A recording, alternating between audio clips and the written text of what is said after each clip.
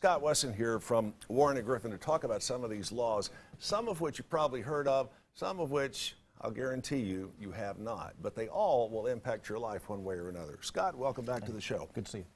You sent me a list of several laws here. I want to talk about what the possible ramifications of violating these laws are, and maybe in a couple of cases, why didn't we think of this earlier?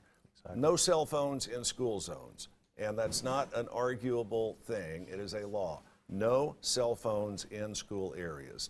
Tell me about that. Yeah, it's one of those, like you say, why didn't we do this before? What are we, crazy? It doesn't make any sense. But the new rule, which went into effect on the 1st, kids are going back now, so here we go, is no handheld cell phones in a school zone for anybody. Right. Whether you're dropping your kids off, picking them up, whether you're just happen to be driving through on your way to work, no cell phone in your hand. Wireless, the Bluetooth, the piped through your car on the speakerphone, that's still okay. Yeah, you can still do that.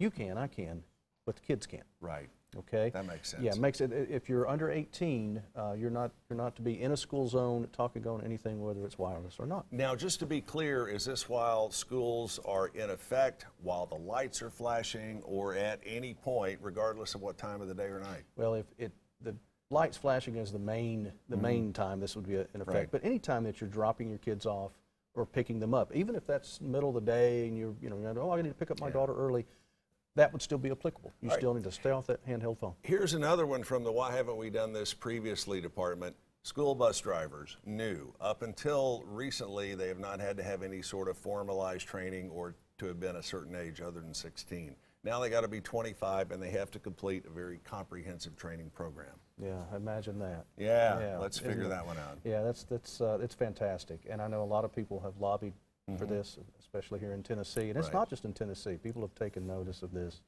all over the country. But that's fantastic, and it requires, like you say, additional training above and beyond just these are where you pick up your kids. This is your bus number.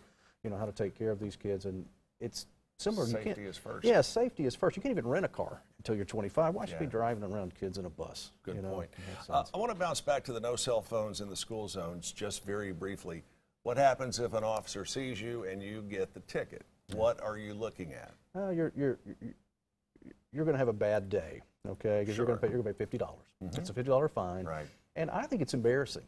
I think it's something the $50 is one thing, but to be driving through a school zone, taking putting these kids at risk doing this thing, it's going to embarrass someone, and I think it's a great new law. And I will tell you this, you and I haven't talked about this, but I would imagine the cumulative effect of you getting ticket after ticket after ticket in the same school zone for the same violation, the judge is not going to look too happy about that. For sure. All right, white headlights.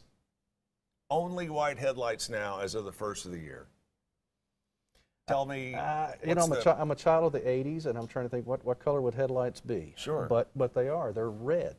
They're these strange tints and strange colors. They should be only reserved for law enforcement. Of course, that's a service vehicle. Something like that's going to have these strange colors. And now we've taken it upon ourselves. We put this in the law. If you're doing this, you're going to have to change your lights, and you're going to get a ticket.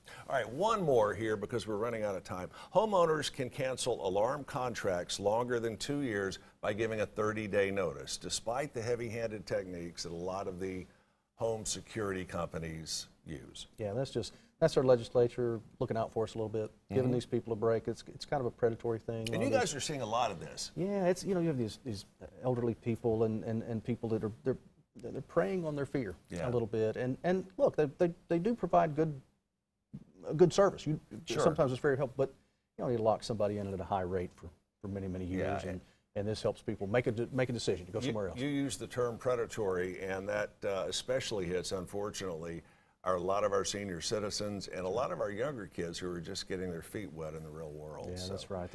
They convince you that you need this system in place, and maybe you do, maybe you don't, but this gives you a little more flexibility. All right, Scott Wesson, thank you so much. There are a couple of other laws that hopefully we'll have the opportunity to go into more detail on next Tuesday at this time here on Let's Chat. If you have more information, you'd like to get in touch with Scott Wesson, he is only a phone call away or a click of the website, and that website is warrenandgriffin.com. warrenandgriffin.com. Hang in there. We've got more right after this.